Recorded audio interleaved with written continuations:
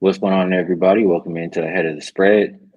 Here we try to get ahead of some of those early lines, see if we could find some good stuff for the next day.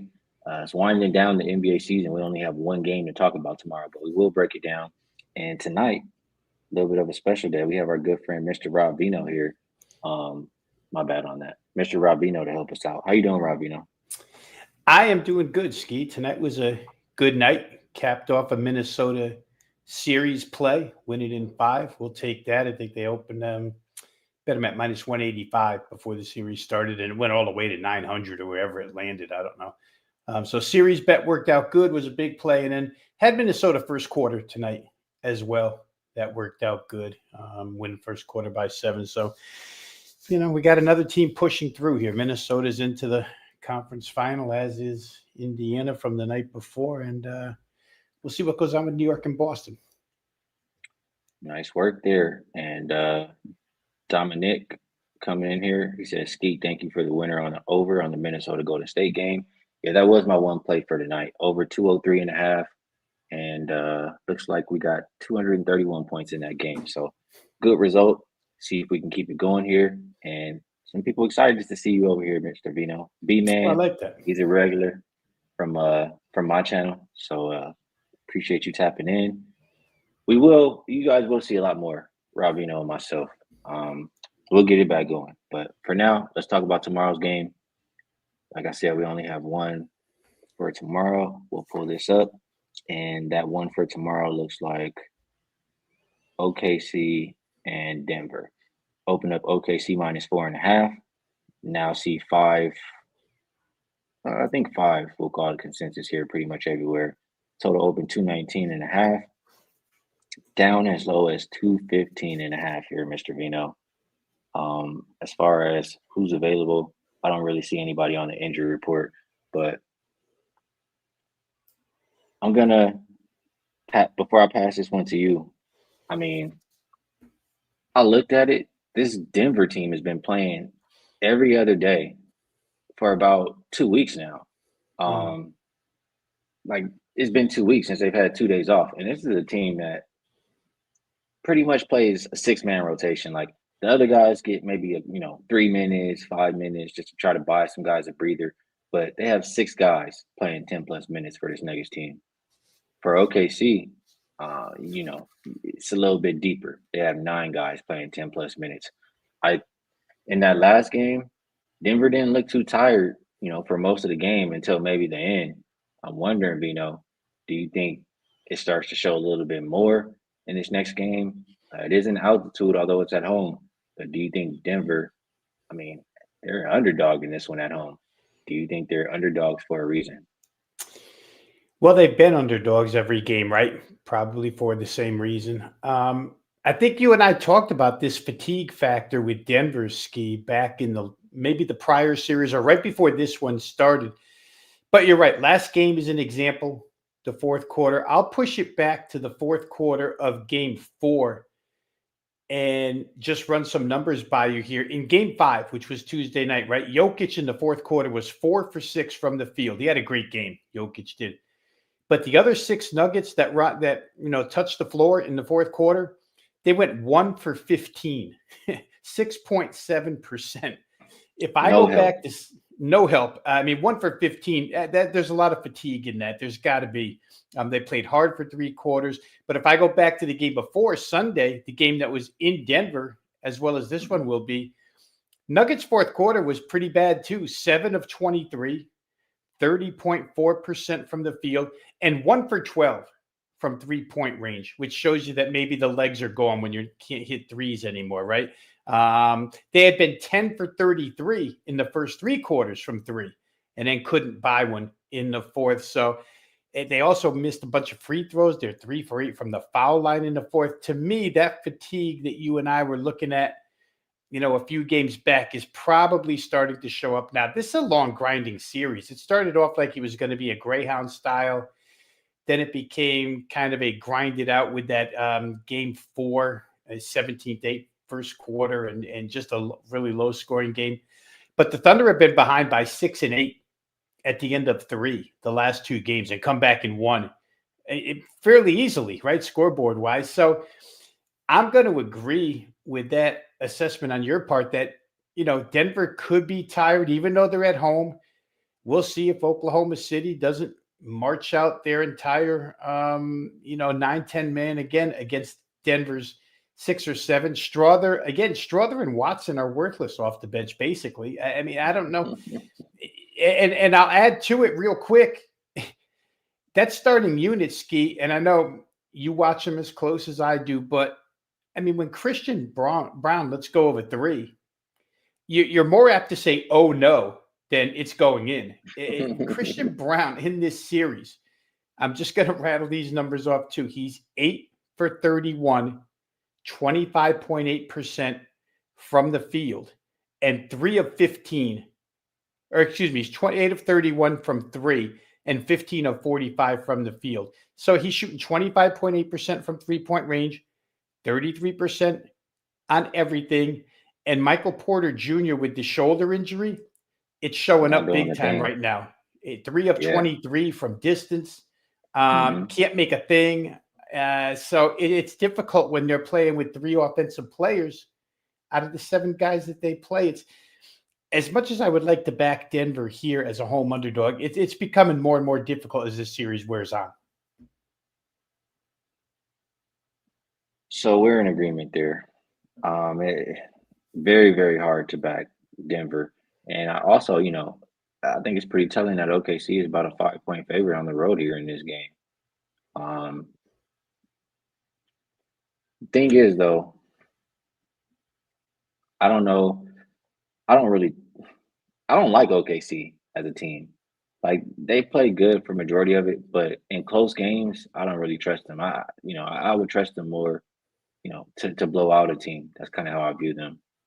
Um, But still, with all that said, I think it's a one-way ticket if I'm betting this game, just based off everything we said. I'll ask you a couple of things here, Rob. My bad, you guys. Um, so number one, do we on this total? On this total, I mean, when this series opened, it was closer to 230, right? Now we're seeing 215 and a half. Like, at what point does it become too low? But as I'm asking that, I heard you talking. You're mentioning, these fourth quarters are where the fatigue starts to kick in, and Denver is struggling to score. Um, I've seen OKC struggle in the fourth quarter too, and I've seen SGA struggle in, I think, both altitude games. Um, I want to think about either Denver team total under, because I know that that fourth quarter is coming in. I trust the Thunder's defense throughout the game, but I also at the same time think the Thunder can score, and I think maybe the first half is where you get the points. You get in and get out with an over in the first half, and the game slows down in the second half. That's my game script. What do you think about that? All right, so 2 things here I'll give you from my notes. First of all, it might be the point where the totals become too low because as much as all those numbers I just cranked out about the fourth quarters being a place where Denver's offense has been miserable, 4 of the 5 games, Ski, have gone over this total. They've all hit There you 217 go. plus.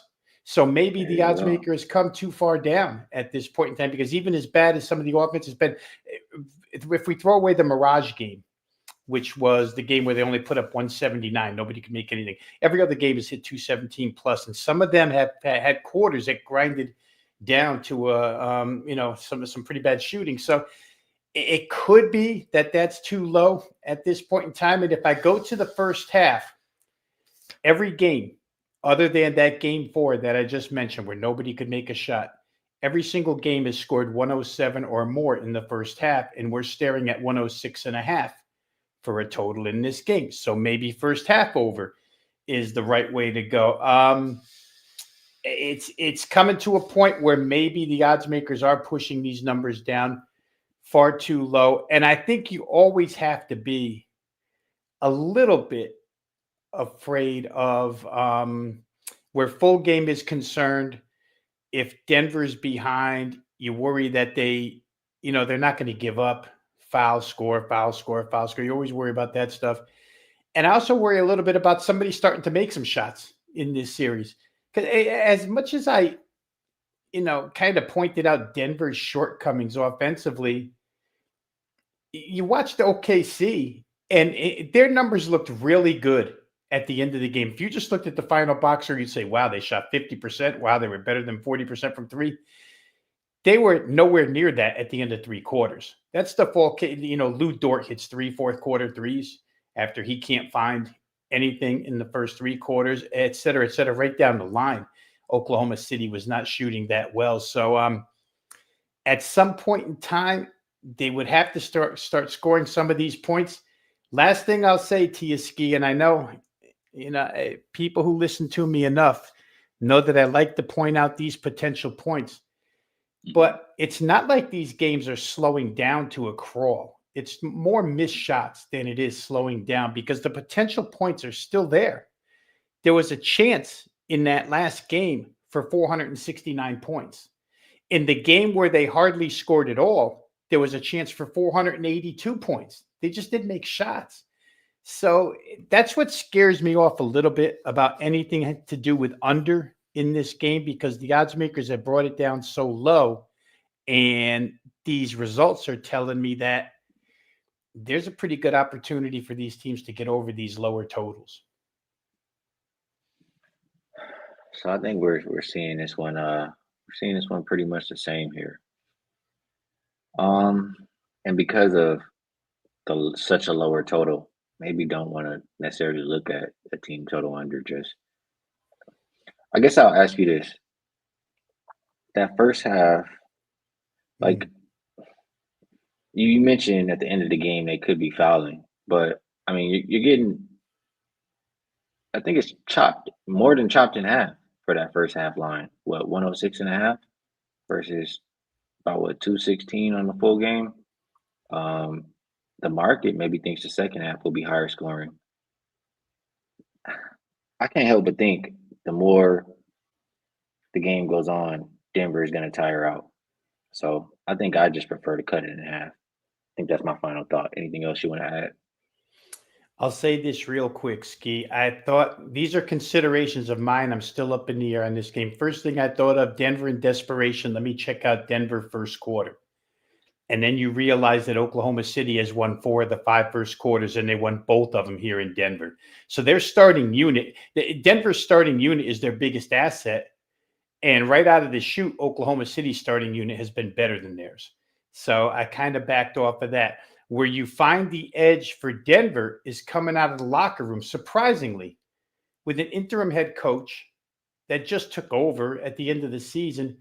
But Denver's 4-1 against the spread in the third quarter. They've come out of the locker room and been the better team, whether that's just veteran motivation, these guys motivating themselves or making adjustments or whatever. So for folks who bet these individual quarters, third quarter Denver has been a real good look.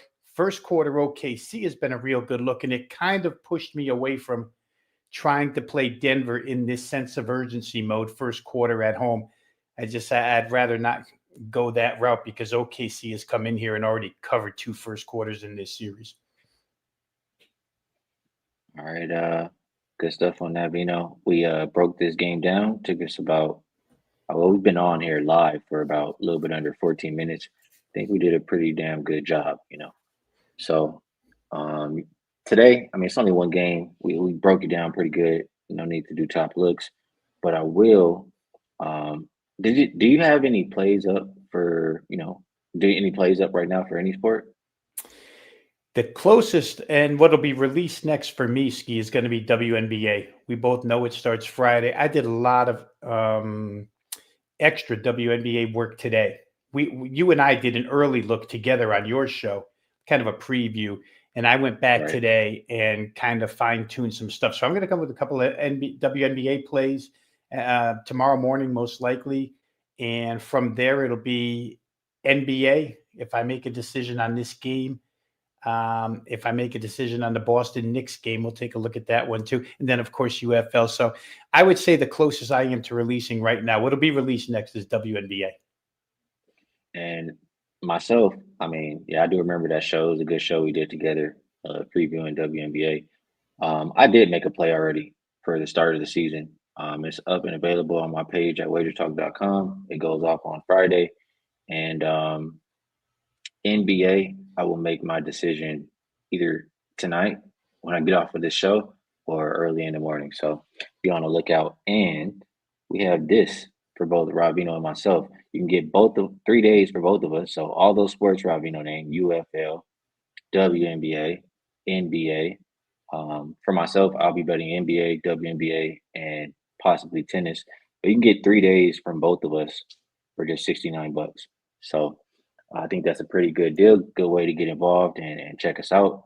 Um, I think that's we did good here. Odds logic, like I showed the odds screen in the beginning of the show. You guys can check that out. There's a link in the description to the video. I believe you can get a 7 day free trial there. Um, and yeah, anything else, Vino, before we get out of here? Anything you'd like to say? it's, it's a little different being with you so late at night on the East Coast here, but the overnight looks are always worth it, right? You get a little bit ahead of the game here if you see something early. Um, I think I said a lot of contradictory things in this game, Skee. Some favor Denver, some favor OKC, which is why I'm still not with a play on this game. But we'll see if we can't, again, fine tune this one and get to something tomorrow. All right, we appreciate you guys in the chat. Usual suspects, some new people from our channel coming over and checking out the show on Wager Talk. We appreciate you guys as well. Ravino and myself will be live again tomorrow night to preview, Friday's NBA game, and then we have something cooking. We'll have something for the usual suspects around the normal time. Maybe we'll get to talk some WNBA and NBA and break down a card. If you're familiar with us, it'll be how we usually do. So be on the lookout for that. Like I said, we're back here again tomorrow night. If you enjoyed the show, hit the like button and subscribe to Wager Talk so you know whenever we do go live. We'll see you guys again tomorrow night. Good luck on all your action.